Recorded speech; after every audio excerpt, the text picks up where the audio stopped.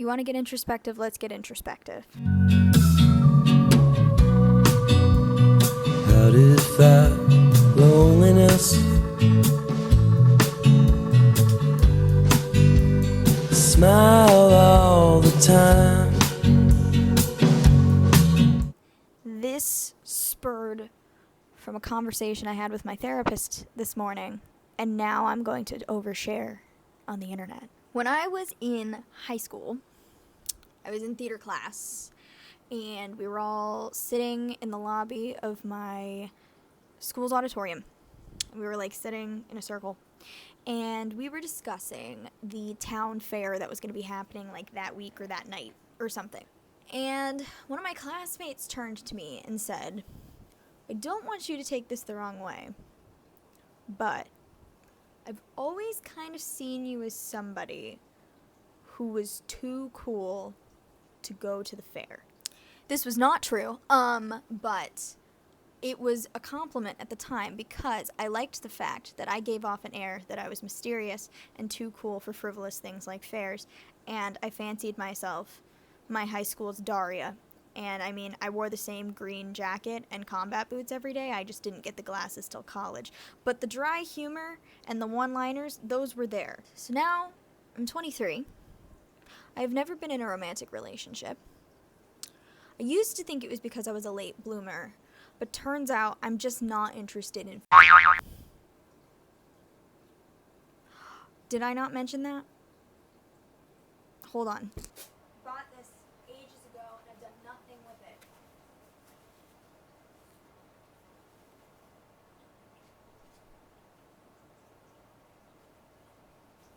I wouldn't call myself a romantic as well. And if I question that, I like to remind myself of my earth-shattering, soul-crushing crush I had on a girl when I was 15, which caused a loneliness crisis and also a identity crisis throughout my junior and senior year of high school. And to segue, I got to kind of visit my 15-year-old self yesterday while I was riding out a hurricane in my house. I do something that I do like every so often, or I did something that I do, I can't talk, where I scroll through my Tumblr likes, just for fun, just to see stuff, because I use it a bit like just like a save for later kind of situation, so I will scroll through, and occasionally I'll find some gems in there. In this case, it was a lot of dead links, because I managed to go back all the way to 2013, and I did manage to also find a web series from 2016. It was fandom-centric, that kind of connected me to a part of myself I hadn't really said hello to in 10 years. I was also reminded of the chokehold that Sherlock and every iteration of that story had on my soul, namely the medical drama House MD. I was also reminded that I do have an OTP. It is Hilson, House and Wilson. I will not be taking arguments. They are not my first, though. Hello, my name is Lindsey Taft, and I am a former John Locker. Don't worry, I never sent any death threats, and actually part of my divorce from that fandom was after season 4 aired, and I realized people weren't kidding when they thought their ship would become canon. I was a little baby, and I went into this world very naively. In my head, shipping was always put in the might be nice column, not the burn down your house if it doesn't happen column. So in 2016, when season 4 aired and everything blew up, I promptly backed off. Like, I read all the metas and I read the fan fiction and I had fun, but I never believed that it was going to happen because I don't work for the BBC. So now the fandom burned to the ground, and what was a bright spot of my teen years is now something I look back on with some shame. We are working on it. But something came to light when I was going on this deep dive about why I chose these two particular ships in my young years. Maybe it could give me some possible insight to why I am the way I am. I used to read a lot of fan fiction. It was usually like really long form, like 1,000 chapters long. I loved a novel. Okay? Loved a novel.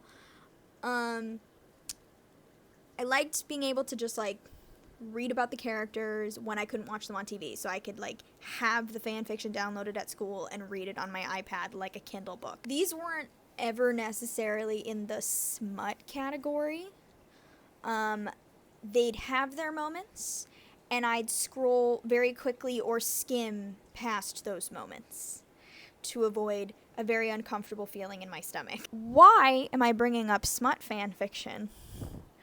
I think a better question is, why were the two ships I loved more than anything else in the world two borderline codependent, toxic friendships between two besties? To be honest, shipping actually used to make me uncomfortable. Like, the first time I ever came across it, what I perceived it as was a bunch of people really, really wanting to see two particular people do the deed.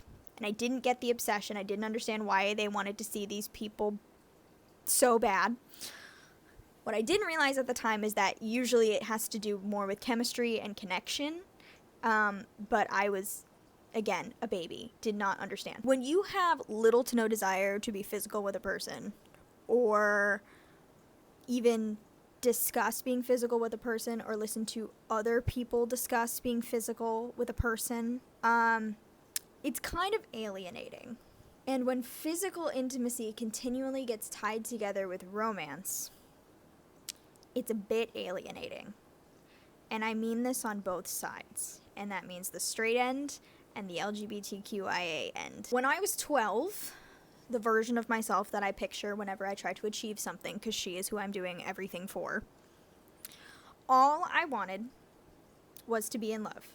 I wanted somebody I could hold hands with. I wanted somebody I could cuddle with, who I could take walks with, who would do things for me just because, who could read me like a book. So when 11 years later you realize that one of the things that a lot of humans consider to be the most important thing, or at very least a deal breaker if you will not give it to them, is something you can't promise will be on the table, you realize your chances at romance get a lot slimmer. So what do you do with all the love that's been sitting in your body for 11 years? You give it to your friends. Because who says romantic partners are more important than friends? Everybody.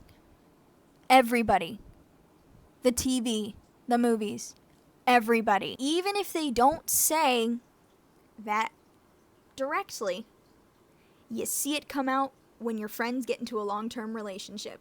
There is a line in Dolly Alderton's book, Everything I Know About Love, that talks about what happens when a friend enters a long-term relationship and insists that nothing will change. I've heard it said to me repeatedly by women I love during my 20s when they move in with boyfriends, get engaged, move abroad, get married, get pregnant, nothing will change. It drives me bananas.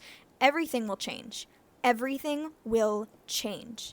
The love we have for each other stays the same, but the format, the tone, the regularity, and the intimacy of our friendship will change forever. I currently have 3 close friends. One I've known since childhood and still lives nearby, but we don't get together super often due to scheduling and a billion other things. A friend from high school who lives out of state, and an online turned offline friend who also lives out of state. Being in my early, almost to mid, 20s, big life events are starting to become more and more common. Several people I went to high school with are married, and a couple have had children. Other people have moved to new cities, gotten high-paying jobs, or have just managed to build rather impressive lives for themselves in general. Now, this could just be your normal, like, in your 20s, I'm not doing enough, everyone's ahead of me. But the thing is, I don't necessarily want any of these specific things that people have, so why does it bother me so much? Disclaimer, in this next part, if the friend I'm referring to in this next section happens to watch this, Please know that I am not passing any judgment on you. This is 100% my thing. And do not stop telling me when good things happen to you, because you deserve every single one of them. It has nothing to do with you. It is 100% to do with me. One of my friends recently got a job in a new city, a dream city of hers. She went for it. She got it. She deserves it. She is 100% qualified. She totally deserves it, and I'm very proud of her. We keep in touch through the app Marco Polo. If you're not familiar with it, it is like Snapchat, but the stuff doesn't get deleted, so we can now watch each other's posts at our leisure. We were having some difficulty with communication with Snapchat because we have very short-term memories, and when stuff would get deleted, we'd kind of forget what their conversation was. There were certain tone issues that we would kind of like misconstrue what people were saying. And Snapchat's a glitchy app in general, so we use Marco Polo. Recently, I got a Marco Polo from her where she was catching up on just a bunch of things in her life. She was just like filling me in on stuff, and she was driving to the new city to look at apartments. And she started talking about all the things her coworkers, her friends, her esthetician did for her when they discovered she would be moving and got this new job.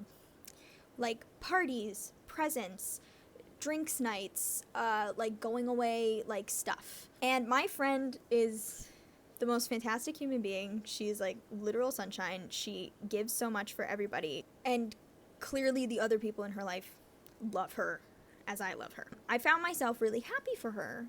And I knew her background and what she'd gone through to get to this moment. And I was very happy for her.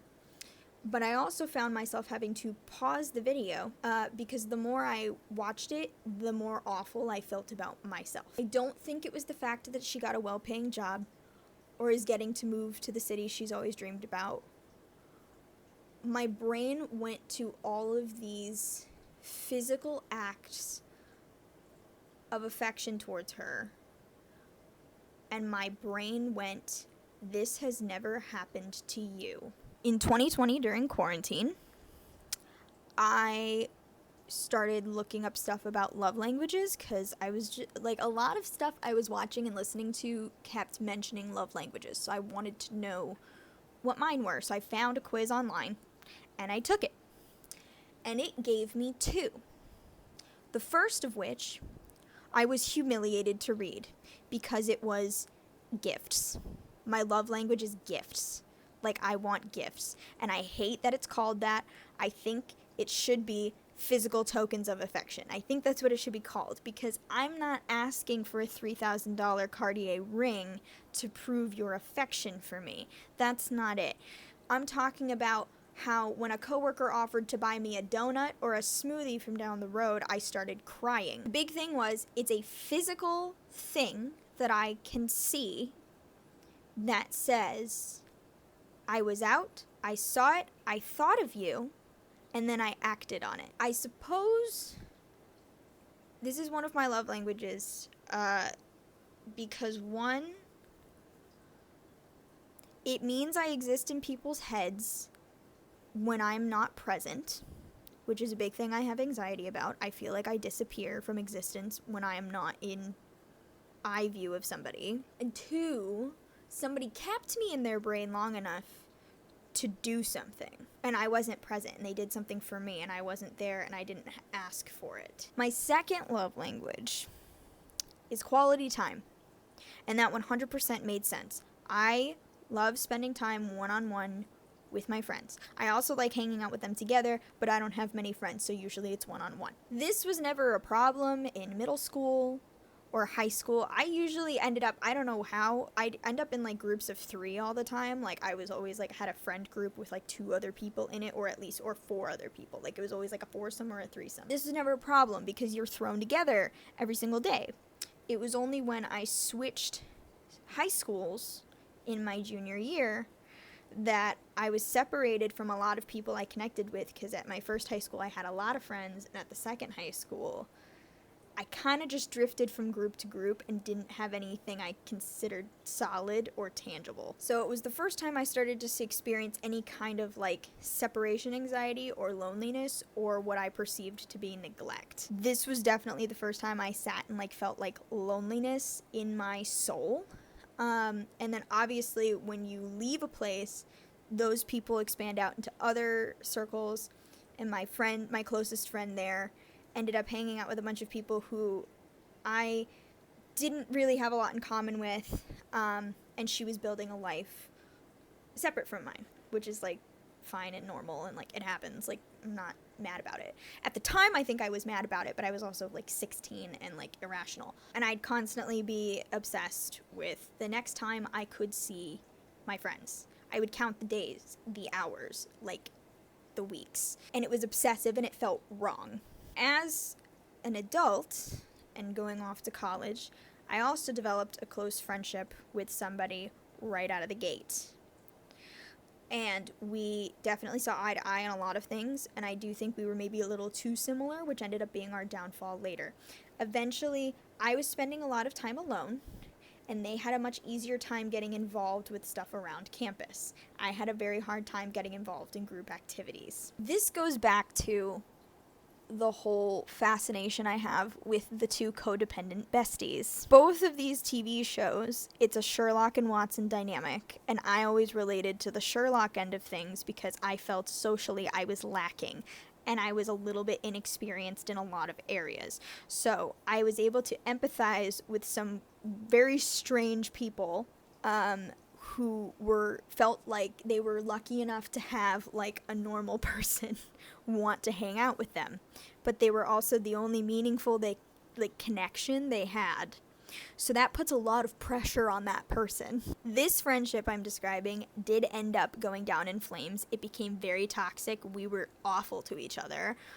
Because I was dealing with some stuff, they were dealing with some stuff, and we ended up hurting each other on both sides, and then it ended with me apologizing and them completely giving up any responsibility to the incident. That took several years to get over and a lot of therapy. One of the arguments we'd continually have over and over was when they would talk to me about their friend group in high school, and I would try to explain to them, you are incredibly lucky to have friends like these, and I want you to understand that I have never experienced a connection like that, and I need you to know that you are very lucky.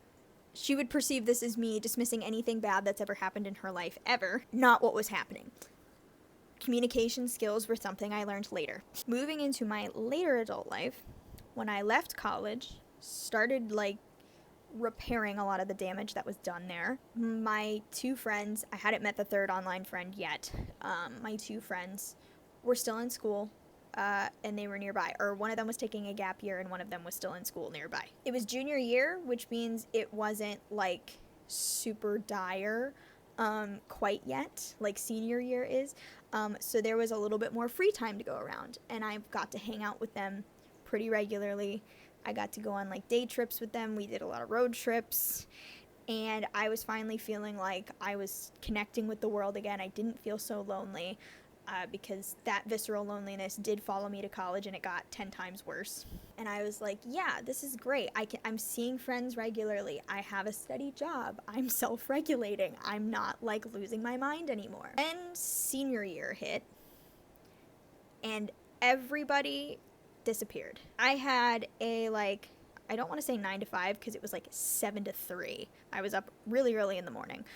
I had to really try very hard to coordinate any kind of quality time with my friends, and it was me coordinating the time, and it was me asking for the time, and me sending the first text, and me noticing a disproportionate amount of messages I was sending that they were not responding to, and I was starting to watch the scale tip, and I was starting to get tired of it. My friends are not bad people. I get that this is something that happens as adults get older. People have jobs, people have lives, there are obligations they cannot get around. I understand this. When something big would happen and I'd find out through a third party, it would hurt a lot. if a friend of mine would get in trouble or something happened, and I'd hear about it through like social media, or even if they're just going through a rough time and I wouldn't hear it directly from them, I'd hear it from like a vague post online, I would get very hurt because I would start to question, what about me makes them think they can't share hard things with me? I later found out in some of these instances, it's not just me, it's like everybody, and it's just an issue they have. But it still didn't stop the fact that it hurt me. And when I talk about quality time, I don't mean that in a superficial way. It doesn't like have to just be watching, like we don't have to do an activity. Like I like had one of my friends I have very deep conversations with. Like whenever they come over, we get into it. That's the quality time I love. I love those deep conversations. I don't have to be doing something. Like I do miss like what hanging out used to be when you're a kid. Sometimes it's like parallel like play, basically. You're both like on your phones and you would show each other like funny posts, or like again, it's just like you're talking, but it doesn't have to be catching up. But because there's so much time that passes in between, it's always catching up. I always have to hear about the last 6 months, so we never get to have anything deeper than that, and it becomes almost like a meeting. There have been several times I've asked for reliable quality time from a friend. We talked about doing like a once a month kind of thing.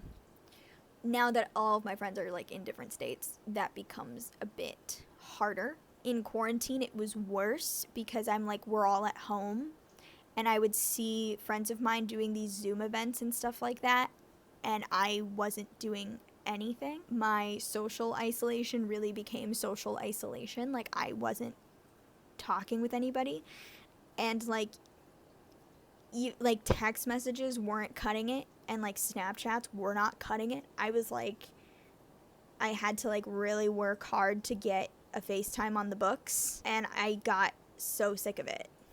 And I remember lamenting to my mom all the time. I'm like, why am I the one doing all this work? Why is it me? Do I just care about them more? Is that it? Also, 2 out of 3 of my friends were in, now it's just one of them, were in romantic relationships, which I found very hard, because I, again, have not been in one ever, so it's very hard for me to relate, even though I support them 100%.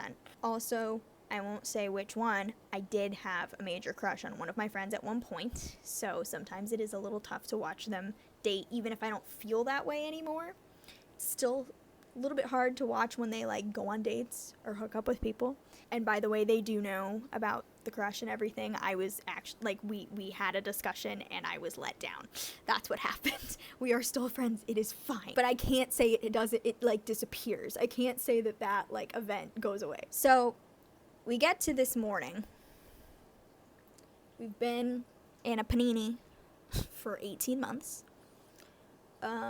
My friend is moving. One of my other friends I have not heard from in a while, and another friend is living a life I know next to nothing about. But then I have my friend who is moving to the new city, starting a new job, telling me about all the things the people in their life did for them.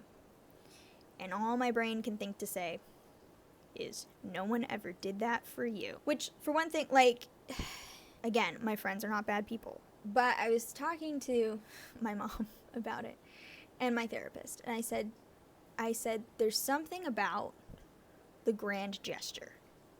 And I said, I've always wanted, like, a spontaneous grand gesture. And I was like, for example, I was like, no, I feel like I've never gotten, like, something like that. And I was like, for example, like, the birthday Instagram post doesn't really happen to me.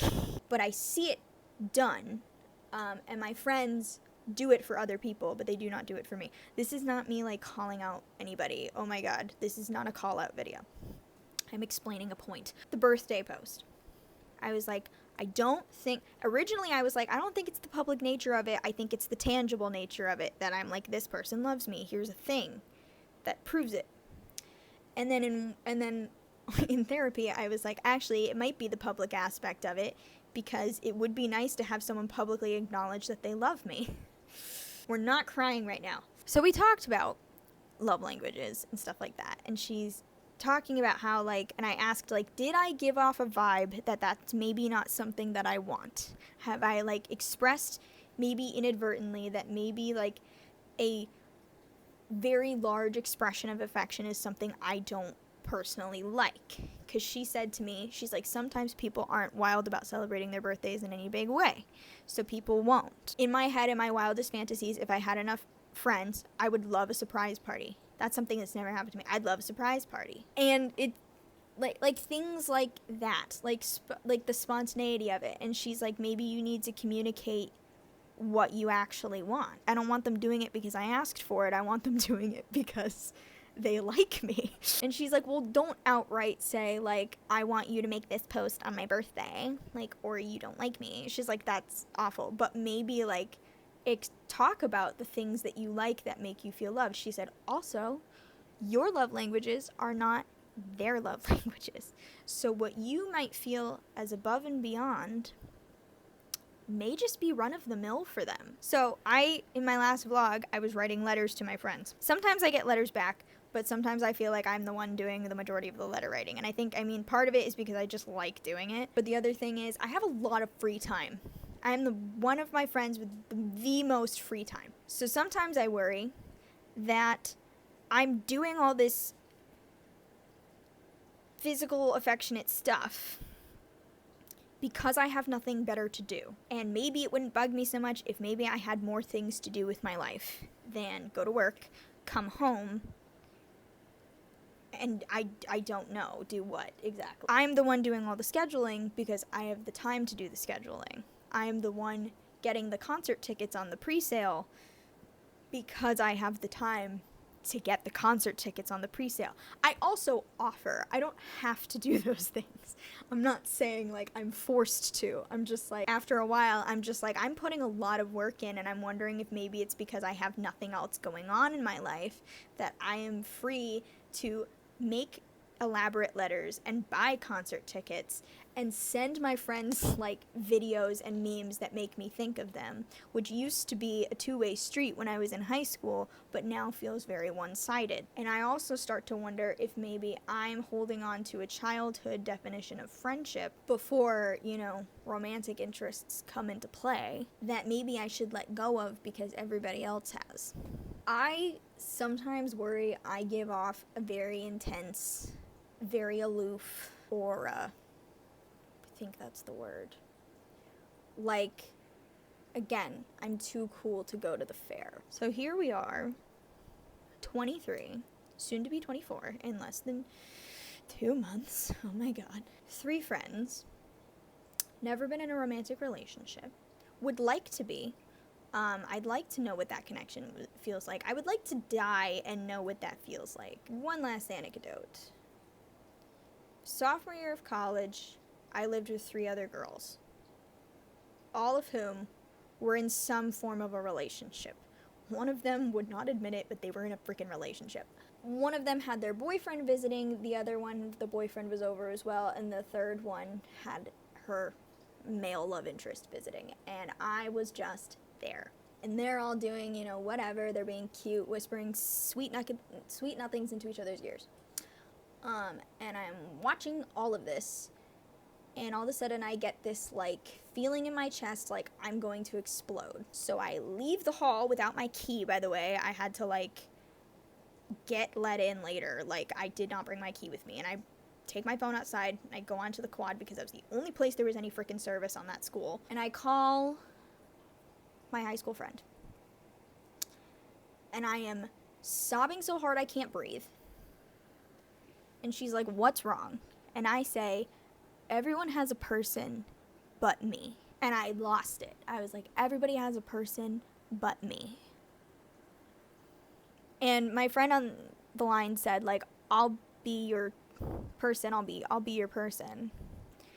And while I appreciated it at the time, I knew it wasn't true, or I believed it wasn't true, because I was like, it's not what I meant. I don't just need someone saying I'm your friend. I need, like, that almost, like, again, we're going back to the shipping, the toxic, codependent relationship, which is, I don't truly want that. That's besides the point. But in 2016, I was not in a good place, so, but I was like, I want someone who's, like, not gonna leave my side ever, who, like, reaches out to me because they want to, not because I feel like I've coerced them to, who wants to make plans with me, not because I suggest making plans with me. I wanted someone who, like, kept me in their mind, even when I wasn't there.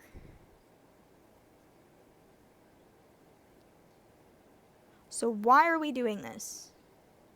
Why are we making this long-winded video? Why did I read off a script that is arguably in a font way too small for me to read for half this video? I think this is me saying, I'm not too cool for the fair. Please, for the love of God, take me to the fair.